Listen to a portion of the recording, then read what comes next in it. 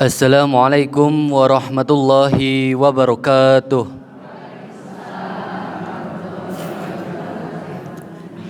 Alhamdulillahi rabbil alamin wa bihi nasta'in wala umrid dunya waddin wassalatu wassalamu ala asrafil anbiya'i wal mursalin wa ala alihi wa sahbihi ajmain amma ba'du.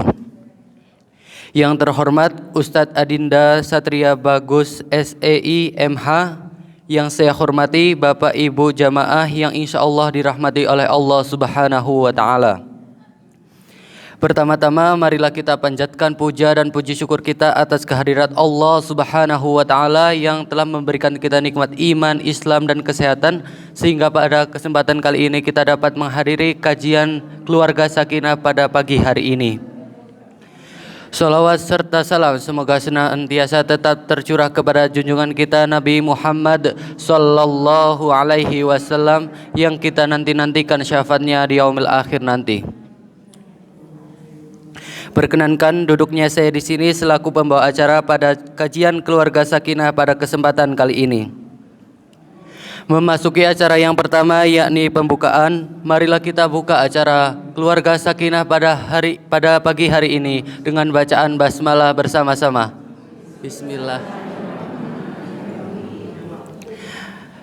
Memasuki acara yang kedua yaitu pembacaan ayat suci Al-Quran yang akan dibacakan oleh saudara muslimin. Kepadanya kami persilahkan.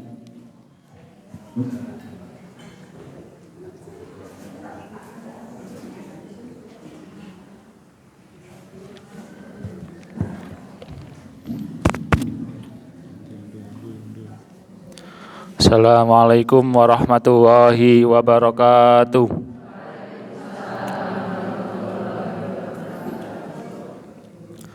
A'udzu billahi minasy syaithanir rajim. Bismillahirrahmanirrahim. Ar-Rahman 'allamal Qur'an. Khalaqal insan 'allamahul bayan.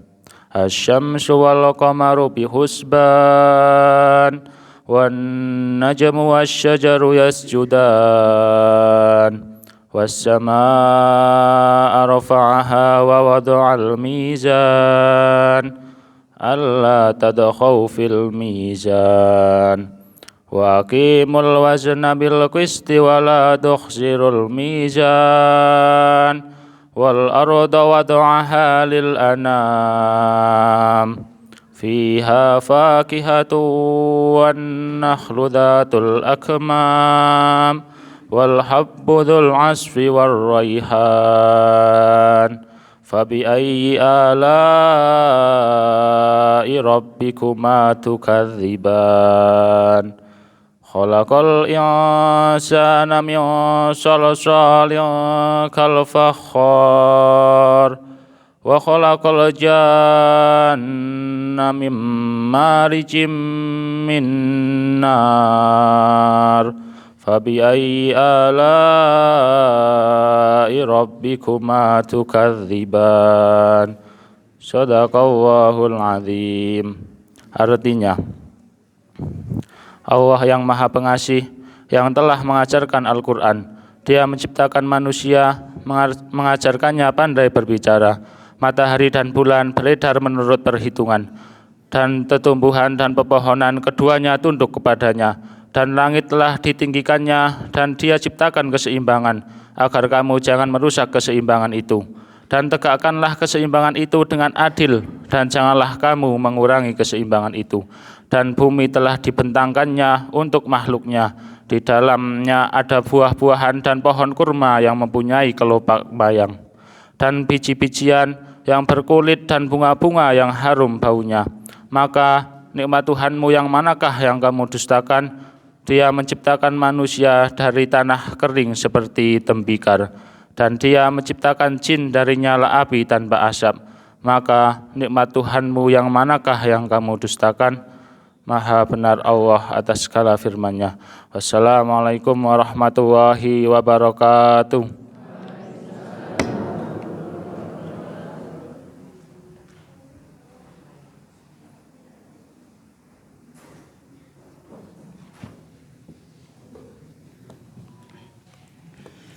Jazakumullah khairan kasiran kepada saudara muslimin yang telah membacakan ayat suci Al-Quran. Semoga yang mendengar dan membaca mendapatkan pahala dari Allah Subhanahu wa Ta'ala. Memasuki acara yang ketiga, yaitu kajian inti yang akan disampaikan oleh Ustadz.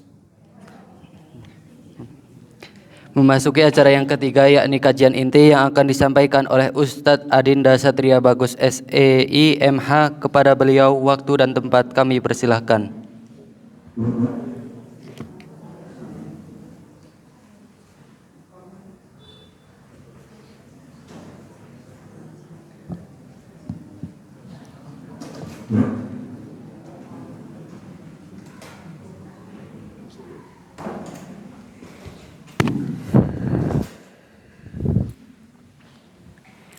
Bismillahirrahmanirrahim. Assalamualaikum warahmatullahi wabarakatuh. Alhamdulillah, nahmaduhu wa nasta'inuhu wa nastaghfiruh wa na'udzu billahi min syururi anfusina wa min sayyiati a'malina. May yahdihillahu fala mudhillalah wa may yudlil fala hadiyalah. Asyhadu an la ilaha illallah wa asyhadu anna Muhammadan abduhu wa rasuluh. La nabiyya wa la rasula ba'dah. Rabbi shrah li sadri wa yassir li amri wahlul 'uqdatam min lisani yafqahu qawli amma ba'du. Jamaah kajian KKS yang semoga rahmati.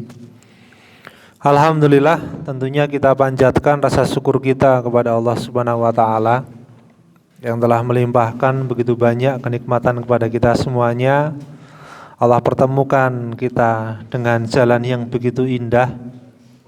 Allah bersamai kita dengan orang-orang yang baik, dengan sahabat-sahabat karib yang senantiasa mengingatkan diri kita untuk terus mengingat Allah. Maka itulah keberuntungan yang nyata dalam kehidupan dunia, ketika Allah memberikan orang-orang soleh itu di sekitar kita. Ada kalanya kita sebagai seorang hamba itu malas untuk melaksanakan ibadah, bahkan kewajiban. Tetapi dengan adanya orang-orang baik, dengan adanya sahabat-sahabat karib yang begitu mencintai Allah dan juga Rasul-Nya, kemudian mengajak kita, menggandeng tangan kita untuk terus-menerus hadir di dalam setiap ibadah-ibadah yang kita mampu. Maka beruntunglah ketika kemudian kita dibersamai dengan orang-orang yang soleh. Termasuk hari ini. Mungkin ada kalanya kita malas sekali untuk berangkat ikut kajian KKS. Tetapi gandeng, diampiri rencange, gandeng di telepon, di WA, ayo mangkat bareng. Tak ampiri. Numpak angkot bareng misalnya. Akhirnya apa? Akhirnya kemudian yang tadinya kita bermalas-malasan, yang tadinya kita enggan untuk berangkat ngaji, akhirnya kemudian kita ngaji. Maka itulah indahnya kehidupan ketika circle kita adalah orang-orang yang solih dan juga solehah. Sering kita tidak nampak di masjid misalnya. Sholat berjamaah jarang sekali kelihatan. Lantas kemudian ada kawan kita datang. Dene kok suwe temen ora ketok ning masjid. Nah, diingatkan, ayo kembali ke masjid lagi. Maka itulah keberuntungan. Itulah rezeki, Bu. Itulah rezeki, Pak. Rezeki itu tidak hanya berwujud harta, tidak hanya berwujud benda dunia, tetapi teman-teman yang senantiasa mengingatkan kita akan kebaikan itu juga merupakan rezeki besar yang kadangkala kita tidak menganggapnya sebagai satu kenikmatan rezeki. Kita menganggapnya biasa aja karena yang namanya rezeki itu harta, yang namanya rezeki itu uang, yang namanya rezeki itu ya keuntungan yang bisa kita rasakan secara indrawi. Tetapi ternyata sahabat-sahabat, teman-teman itu juga merupakan rezeki yang begitu besar. Sama kayak dulu zaman kita SD, lagi males mangkat sekolah, biasanya pagi-pagi temennya kan sudah ngampiri. Begitu nggih, tasih kelingan mboten Pak Amir. Amir kan ngoten niku to. Mangkat, Amir dan yang lain sebagainya. Nah, itulah orang-orang yang senantiasa menemani kehidupan kita, mengajak kepada kebaikan.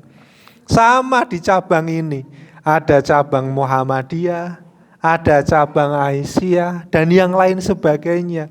Kumpulan orang-orang yang senantiasa mendedikasikan hidupnya, tidak hanya untuk kepentingan pribadi, tetapi orang-orang yang senantiasa membantu, mengajak untuk berjamaah mengingat Allah. Untuk berjamaah senantiasa menegakkan kalimat Allah. Maka beruntunglah kita, beruntunglah Bapak Ibu semuanya yang dikelilingi oleh orang-orang yang soleh. Mungkin ada kalanya teman yang mengingatkan kita atau yang mengajak kita untuk melakukan kebaikan, itu ada kalanya omongannya nyelekit. Ada kalanya kita tidak menerima saran dan juga kritik itu. Karena sejatinya teman itu, sahabat itu bukan hanya mereka yang asik diajak tongkrongan. Bukan hanya mereka yang asik diajak untuk ngobrol, diajak curhat, bukan. Tetapi sejatinya teman, sejatinya sahabat itu yang mau mengingatkan kita kalau kita salah. Nah niku. Itu teman sejati itu yang berani mengingatkan kita, mau mengingatkan kita. Ada teman asik, ada teman baik. Kalau teman asik itu yang diajak nongkrong, ngopi, ngendong, diskusi dan yang lainnya. Itu teman asik. Tetapi teman baik itu mereka yang mau memberikan saran, yang mau menggandeng tangan kita. Coba Bu, coba Pak, kalau kita bepergian di perjalanan begitu, jarang kadangkala kita mau ngomong sholat sik yo, rasane abot, ya enggak?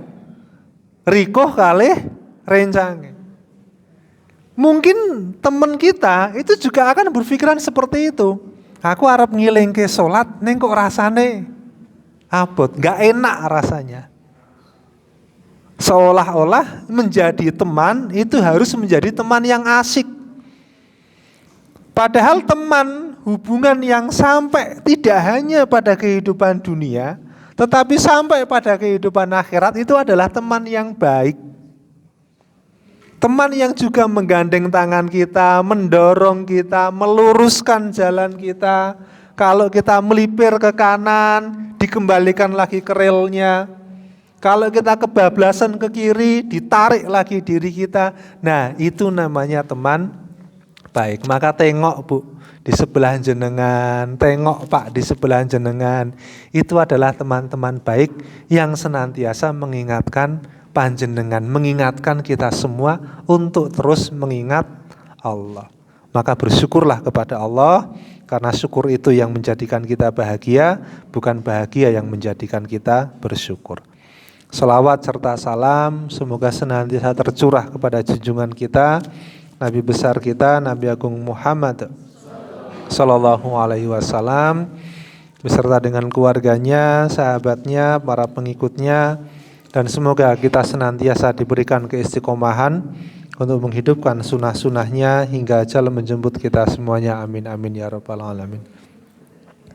Bapak Ibu yang dirahmati Allah, gimana kabarnya hari ini? Mengingat baik ya. Mengingat harga-harga melonjak tinggi begitu ya. Tanpa pemberitahuan.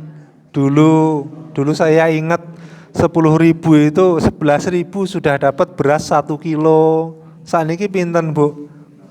15.000. Gula sekarang berapa gula? 25, 18. Kalau di warung-warung kelontong itu 20 sampai 25.000. Masya Allah. Begitu ya.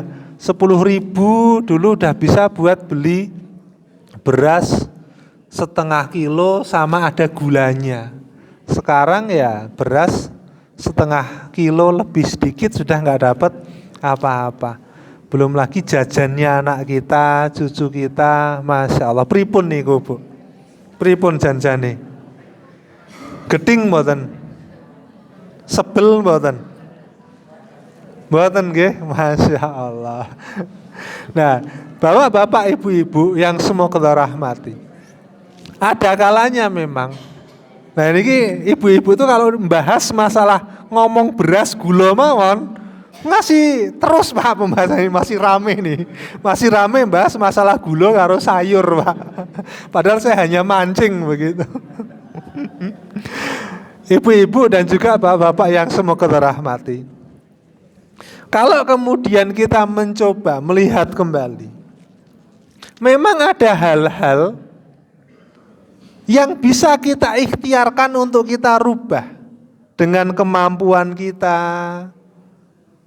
dengan ikhtiar kita, itu bisa kita rubah. Tetapi ternyata ada banyak hal itu yang bahkan dengan ikhtiar kita, itu kita tidak mampu untuk merubahnya, keadaannya.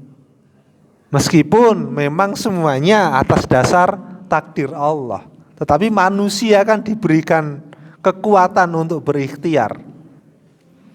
Ada hal-hal yang bisa kita rubah dengan segenap kekuatan dan juga ikhtiar yang terus kita lakukan. Tetapi sekali lagi ada hal-hal, banyak hal yang ternyata tidak bisa kita rubah. Sulit sekali untuk kita rubah. Nah, bagaimana cara kita mengkondisikan itu? Sesuatu yang tidak sesuai dengan yang kita inginkan, sesuatu yang tidak sesuai dengan apa yang kita harapkan, membuat kita terhimpit. Kita sudah berikhtiar semaksimal mungkin, tetapi keadaan tetap tidak berubah. Pernah merasakan? Pernah merasakan, Bu? Sering. Geding rasanya ten hati ini kok. Maka sejatinya di dalam Islam yang harus dikondisikan terlebih dahulu adalah diri kita sendiri dulu. Supaya apa? Supaya mudah kita menerima sesuatu di luar kendali diri kita.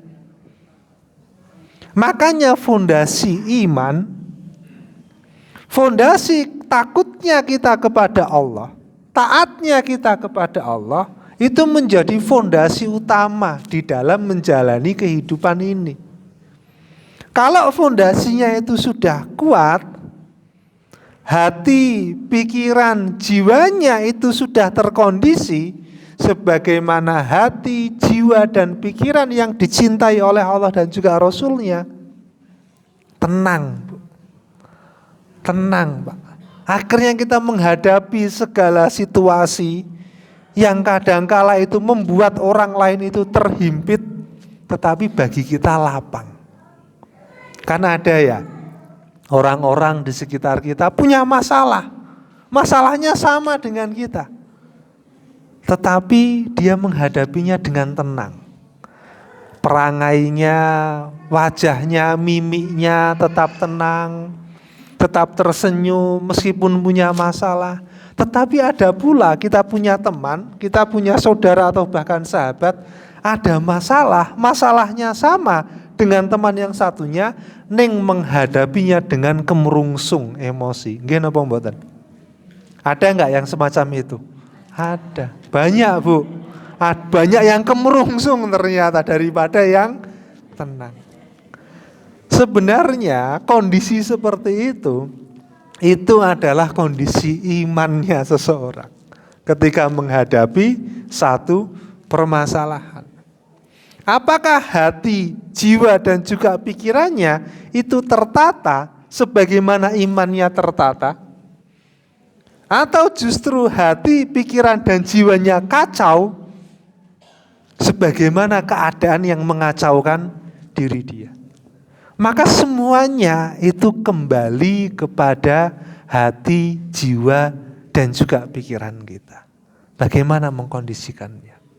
Suatu ketika, ini untuk menunjukkan ya, ada dua opsi di dalam kita menanggapi sesuatu yang tidak kita inginkan atau sesuatu yang tidak sesuai dengan apa yang kita bayangkan. Suatu ketika Rasul dan para sahabat itu baru selesai melaksanakan sholat jamaah di Masjid Nabawi. Selesai melaksanakan sholat jamaah, Rasul dan Umar ketika itu hendak keluar dari Masjid Nabawi, tiba-tiba melihat ada seorang Arab Badui itu kencing, Bu. Di dalam masjid kencingnya. Nguyuh di dalam masjid, pipis di dalam masjid. Umar bin Khattab marah mencak-mencak. Hendak mendatangi laki-laki itu, mau dimarahin laki-laki itu. Mungkin bayangannya mau ditempeleng sama Umar bin Khattab. Kenapa? Karena mengotori atau membuat najis tempat ibadah masjid. Itu kan dosa besar. Yang menarik adalah Rasulullah menahan tangan Umar. Ditahan tangannya, udah biarkan dulu. Kalau kamu marahin sekarang, wong dia lagi kencing, nanti kemana-mana kencingnya. Nggih napa mboten? Malah nyipratnya itu kemana-mana. Biarkan dia menyelesaikan kencingnya dulu. Loh, Kanjeng Nabi loh. Ada orang kencing di pojokan. Coba nih Pak Guru napa? Al-Askia. Ada anak kencing di pojokan sana, Pak. Gimana, Pak? Marah mboten, Pak? Kita yang lihatnya aja geding ya. Tapi Rasulullah, udah biarkan dia menyelesaikan kencingnya dulu. Nek durung rampung, dilabrak, dimarahin, Masya Allah. Nyiprat-nyiprat yang tadinya ke satu titik, akhirnya ke kanan, ke kiri, bahkan 360 derajat. Beda cara menanggapinya antara Umar mau menanggapinya dengan marah, emosi. Yang satunya Kanjeng Nabi tenang menghadapinya. Maka kondisi-kondisi seperti itu, sebagaimana kejadian yang dialami oleh Kanjeng Nabi dan juga Umar, itu juga menjadi cerminan hari ini kita. Ketika kemudian ada sesuatu yang tidak sesuai dengan apa yang kita bayangkan, bagaimana cara kita bersikap? Itu tergantung bagaimana cara kita menata hati kita, menata jiwa kita. Karena ibadah itu bukan hanya sekedar ibadah dohir, Bu. Ibadah itu bukan hanya sekedar ibadah dohir, Pak. Tetapi ada ibadah pula yang lainnya yang bernama ibadah batin.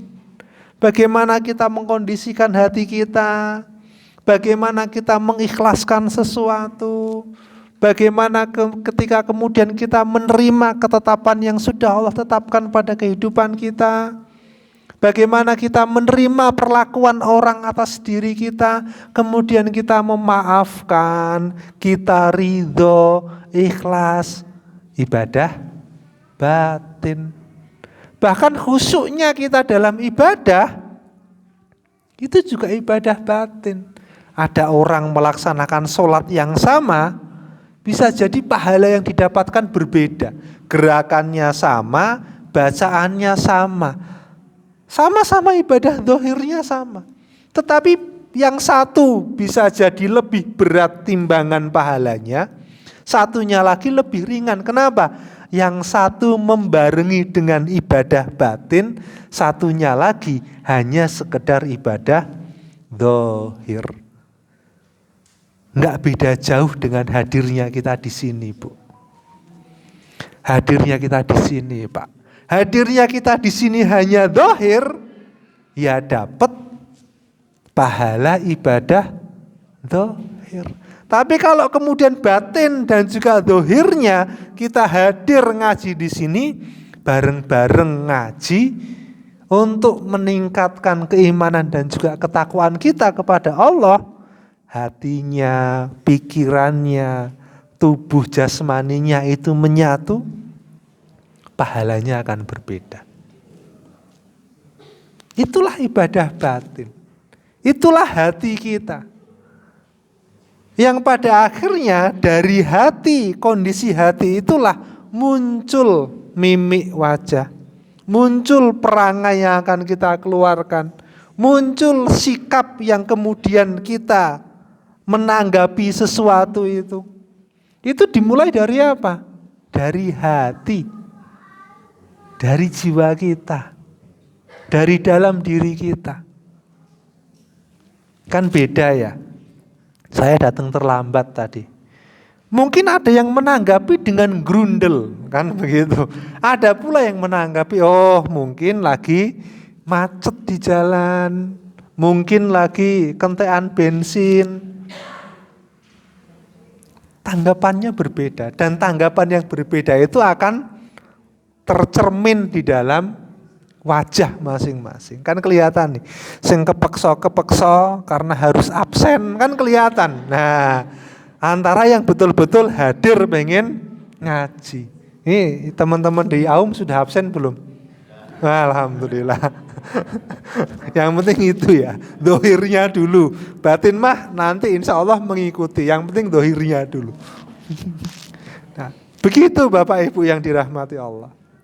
Makanya Kanjeng Nabi itu supaya kemudian untuk menunjukkan kepada kita bahwasanya kondisi hati, kondisi jiwa itu kemudian tercermin di dalam sikap-sikap kehidupan, bahwasanya itu memiliki pahala yang begitu besar pada kehidupan akhirat.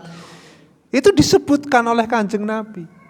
Makanya suatu ketika Kanjeng Nabi itu ketika nongkrong dengan para sahabat, jagongan begitu dengan para sahabat, di tengah obrolannya Kanjeng Nabi bertanya kepada para sahabat, ala ukhbirukum biman tuhramu alaihin nar. Coba mau enggak kalian tak kasih tahu orang-orang yang kehidupan akhiratnya itu saking beruntungnya sampai diharamkan oleh Allah masuk ke dalam neraka. Jadi tidak ada satu bagian tubuh dari dirinya itu yang mampu dibakar oleh api neraka. Enggak boleh masuk ke neraka. Tahu enggak? Kira-kira siapa? Lajeng kemudian para sahabat, mau enggak kalian aku beritahu? Para sahabat kemudian berkata, bala ya Rasulullah. Ya Rasulullah, kami pengen tahu. Siapa saja orang-orang yang diharamkan oleh Allah untuk merasakan panasnya api neraka. Diharamkan oleh Allah masuk ke dalam neraka. Maka ada 4 kondisi Bapak Ibu yang dirahmati Allah.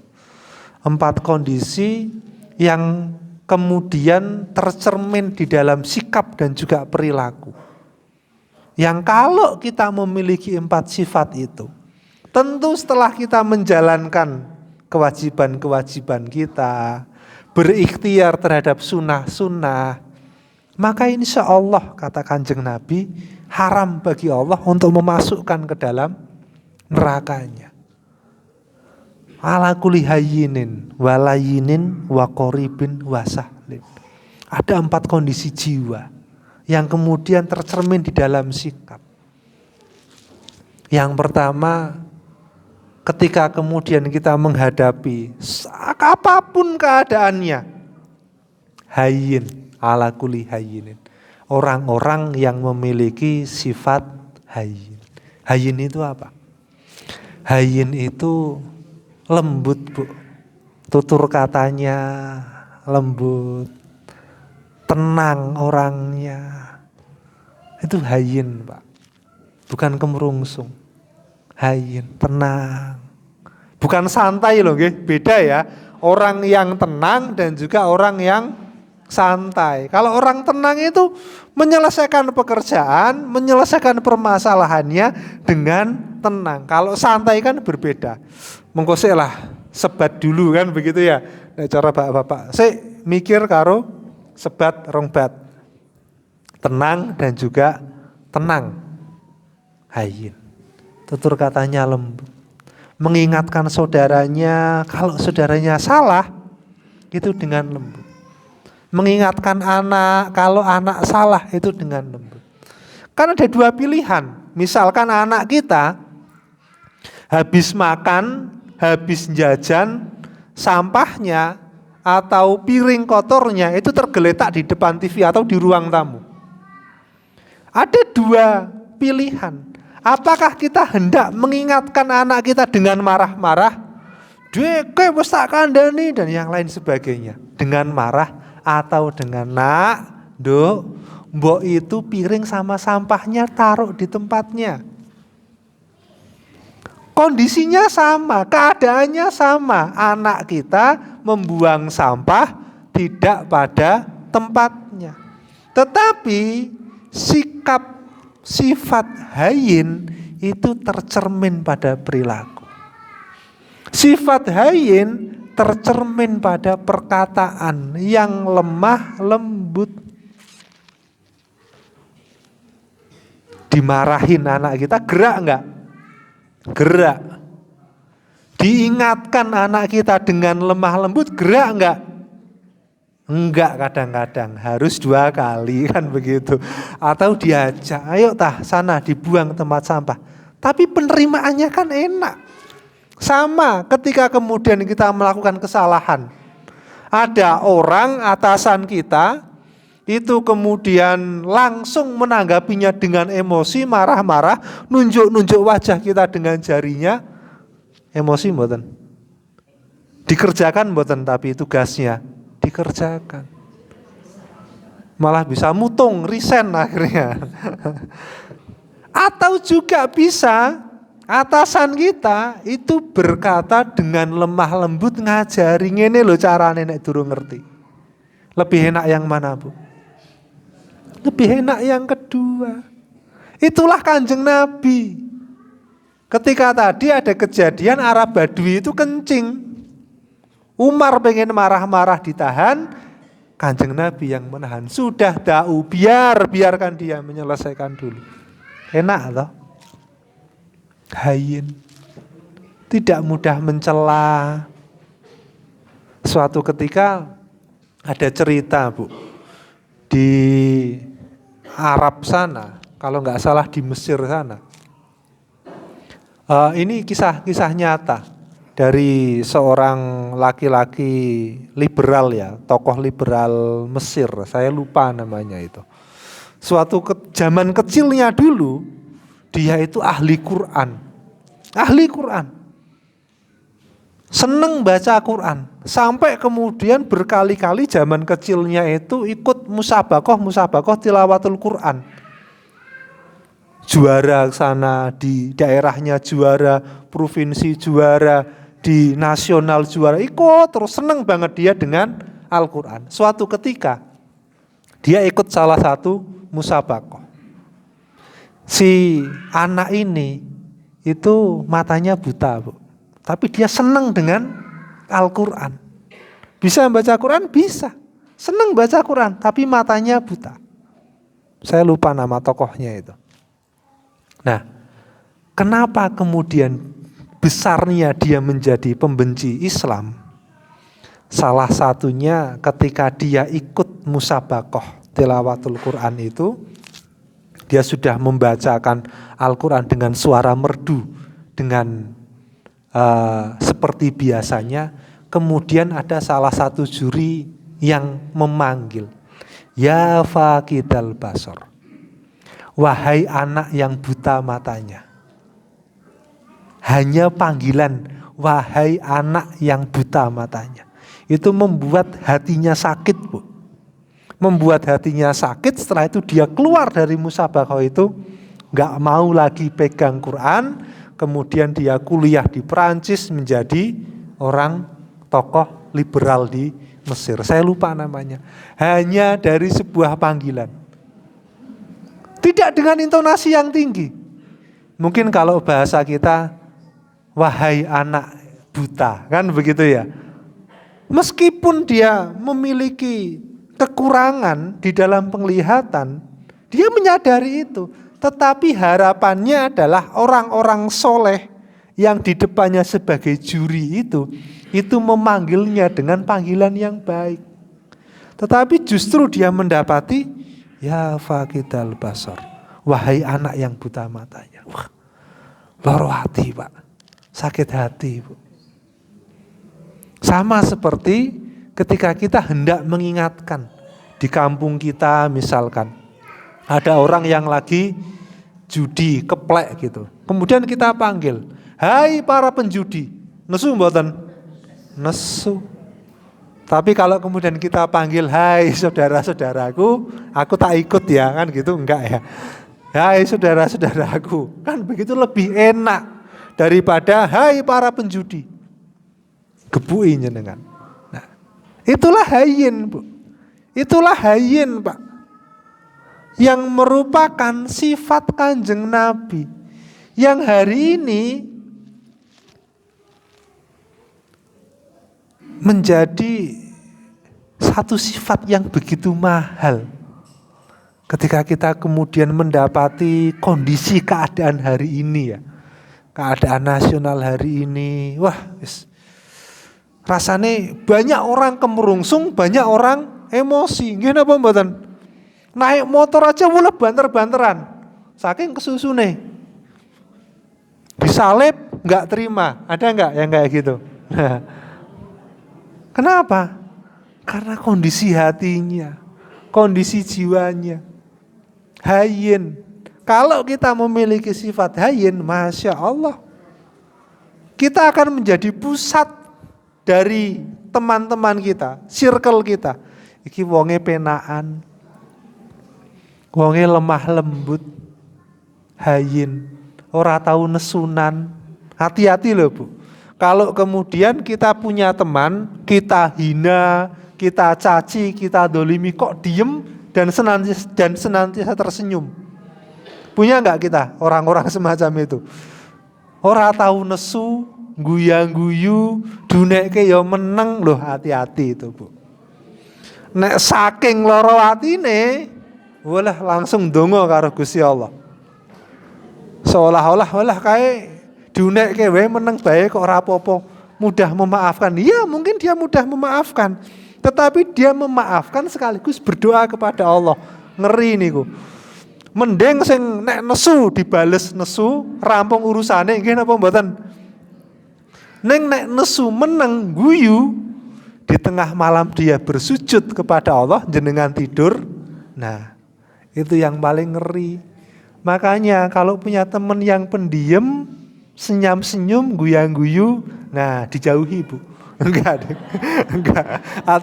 Maksudnya itu dia orangnya tenang dan selalu mengkaitkan kepada Gusti Allah. Minta doa. Misalkan begitu, aku njaluk tulung ben salat aku didongake. Bisa jadi karena kondisi hatinya adalah hati yang dicintai oleh Allah, maka dia mendapatkan ketenangan sebegitu tenangnya. Hayyin. Layin itu sopan, Bu. Sopan santun. Napa namine? Etikanya bagus. Nah, layin itu. Itu juga apa? Itu sebenarnya juga kondisi hati. Kondisi hati dari hayyin, maka kemudian melahirkan layin. Sopan. Kalau sekarang coba sekarang. Kalau kita lihat anak-anak kita remaja-remaja begitu. Beda dengan remaja-remaja dulu. Kalau lewat depan orang, niku permisi mboten. Riyen kula kalih jenengan. Zaman riyen itu kan kita permisi. Sekarang coba bagaimana? Ketika ada anak-anak muda, remaja-remaja lewat di depan kita. Cerundul, nggih napa mboten? Lain itu sopan, santun, unggah-ungguh, menghormati orang lain, itu lain itu. Itu didapatkan dari hayyin dulu, Bu. Maka harus mengkondisikan hati dulu. Ala kulli hayyinin walayinin wa qoribin. Qorib niku napa? Dekat niku gampang akrab. Nah, gampang akrab. Qorib niku gampang akrab. Sama semuanya dia bisa bergaul. Diterima di semua circle. Gampang. Sama sana akrab, sama sini akrab. Geng yang sana akrab, geng yang sini akrab. Arisan sosialita yang sana akrab, sosialita yang sini akrab. Nah, niku qoribin. Kan enak ya. Kalau kita kan kalau misalkan kita jadi orang qorib, orang yang dekat dengan orang lain, Masya Allah, seminggu sekali niku undangan arisan kathah sangat niku. Dijai arisan kelompok WA niki, kelompok WA niki, kelompok niki, niku ten WA sini grup tok. Itu qoribin, diterima di semua kalangan. Nah, ibu-ibu yang grupnya cuma satu, nah hati-hati. Berarti belum qoribin, bisa jadi belum qoribin. Ala kulli hayyinin walayinin wa qoribin, dan yang keempat adalah sahlin, entengan. Masya Allah, dijalui tulung enteng, disambati enteng. Nah, itu 4 sifat yang kalau kita miliki, setelah kita selesai urusan kewajiban-kewajiban kita, ibadah-ibadah wajib, dibarengi dengan ikhtiar kita untuk menjalankan sunnah, Masya Allah, satu helai rambut pun itu tidak merasakan panasnya api neraka, Bu. Karena apa? Allah sudah mengharamkan bagi pemilik 4 sifat ini untuk merasakan panasnya api neraka. Berarti kalau sudah diharamkan untuk merasakan panasnya api neraka, Gusti Allah itu harus memasukkan dia ke surga. Angel napa mboten? Angel napa mboten? Menahan amarah niku wangel nggih. Paling angel niku menahan amarah ketika kemudian kita punya kemampuan untuk melampiaskan amarah itu. Makanya kemudian dalam hadis yang lain, laisa syadidu bisur'ah, innamas syadidul ladzi yamliku nafsahu indal ghadab. Orang yang kuat itu bukan orang yang kuat secara fisiknya saja. Fisiknya kuat, bagus. Tetapi yang dimaksud kuat, kata Kanjeng Nabi, adalah orang yang mampu menahan amarahnya. Padahal dia mampu untuk membalas perlakuan itu. Dipukul, dia mampu membalas memukul. Diinjak, dia mampu membalas menginjak. Dicela, dia mampu membalas mencela. Tetapi dia lebih memilih untuk menahan amarahnya. Niku orang kuat. Kuat bekengane pusat Gusti Allah. Nah, niku Bu, Masya Allah. Makanya dalam kondisi semacam ini, kondisi seperti ini, yang tiba-tiba ekonomi sedang naik turun, dolar sedang menuju ke angka 20.000 misalkan, harga-harga pada naik, gajinya panjenengan tetap kan ngoten niku. Harga-harga naik, gaji diaum tetap napa naik sih? Naik Pak, alhamdulillah. Menyesuaikan ya, menyesuaikan inflasi dan harga beli niku. Kepala sekolah SD Sudagaran sudah menyampaikan naik gajinya tergantung dari kenaikan harga. Masya Allah. Di tengah kondisi seperti ini, maka sikap kita gimana? Ya sikap kita mengkondisikan diri kita dulu. Udah itu. Karena apa? Karena kita nggak mampu merubah harga. Karena sudah mekanisme pasar itu. Itu wewenang negara, nggak mampu kita sendirian. Oke, kita berikhtiar, menyuarakan, tetapi dengan keadaan hati, jiwa, dan pikiran yang tenang, hayyin, dingin. Kan enak kalau sudah kayak gitu.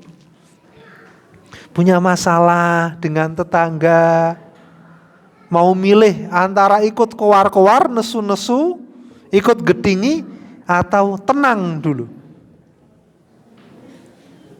Tenang. Suatu ketika Rasul juga pernah memberikan satu wejangan kepada para sahabat. Mungkin hadis ini sudah sering saya sampaikan. Waktu itu Rasul itu berkata, sebentar lagi akan datang kepada kalian seorang penghuni surga. Ya tlak fikum rajulun min ahlil jannah. Pada hari pertama Rasul berkata seperti itu. Yang datang adalah seorang laki-laki Ansor, jenggotnya basah, nenteng sandal gapiak. Di hari kedua waktu lagi tongkrongan, Rasul kembali berkata, ya fikum rajulun min ahlil jannah. Bentar lagi akan datang kepada kalian seorang ahli surga. Sampai hari ketiga. Lantas kemudian Ibnu Umar niku penasaran, ini janjane amalannya apa sih? Kok sampai dia mendapatkan surganya Allah melalui lisan Kanjeng Nabi? Itu Kanjeng Nabi berkata 3 kali. Mesti niki amalannya luar biasa banget. Ibnu Umar izin menginap di rumahnya 3 hari. Ternyata seorang ahli surga ini, Bu. Neng bagian ini jangan ditiru nggih. Dikira Ibnu Umar setiap malam dia sholat tahajud. Jebul mboten. Dikira Ibnu Umar siang harinya, pagi harinya dia berpuasa sunnah. Jebul mboten. Maka ketika ditanya, aku selama menginap 3 hari di tempatmu, enggak sholat tahajud, paling cuma sholat 2 rakaat begitu sebelum tidur. Kemudian siang harinya kamu juga enggak berpuasa. Janjane amalanmu apa? Kok sampai Kanjeng Nabi berkata kamu itu penghuni surga? Enggak cuma sekali tapi 3 kali. Lantas singkat cerita laki-laki itu berkata, kalau ada orang lain menyakiti diriku, sudah aku maafkan sebelum orang itu meminta maaf. Di dalam hatiku enggak ada riak, enggak ada hasad kepada saudaraku. Lantas kemudian Ibnu Umar berkata, itulah amalan yang menjadikanmu, kedudukanmu dalam kehidupan akhirat itu jauh lebih tinggi daripada orang lain. Hati, Bu. Kondisi hati. Ibadah dibarengi dengan ibadah dohir, dibarengi dengan ibadah hati, Masya Allah. Itulah kesempurnaan ibadah. Makanya dalam sholat dohir kita gerakannya harus benar. Ketika kita menjalankan sholat pun penuh dengan kekhusyuan dan juga ketenangan. Itu apa itu? Hati. Segala kesempurnaan adalah milik Allah, kekurangan dan kesalahan adalah dari diri saya sendiri. Astaghfirullahaladzim. Wassalamualaikum warahmatullahi wabarakatuh.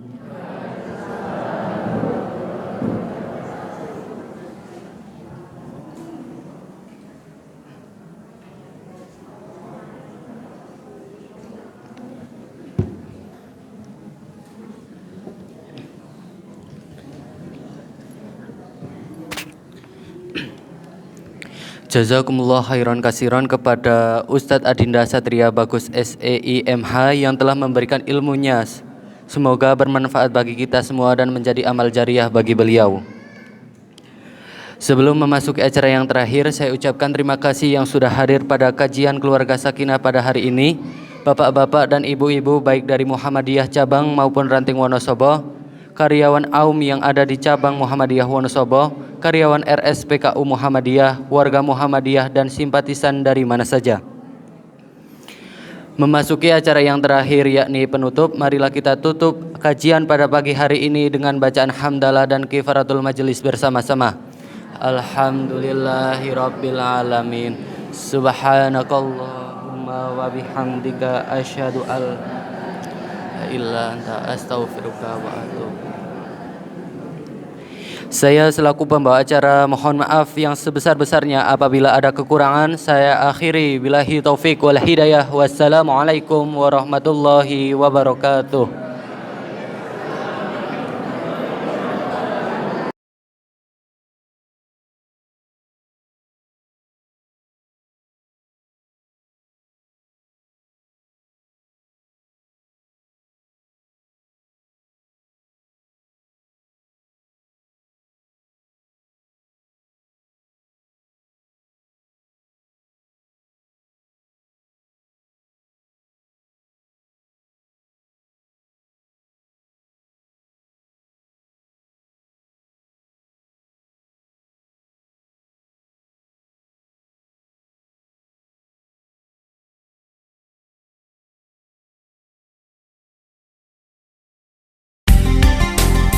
.8 FM Purnama Sidi Wonosobo, mencerahkan, inspiratif.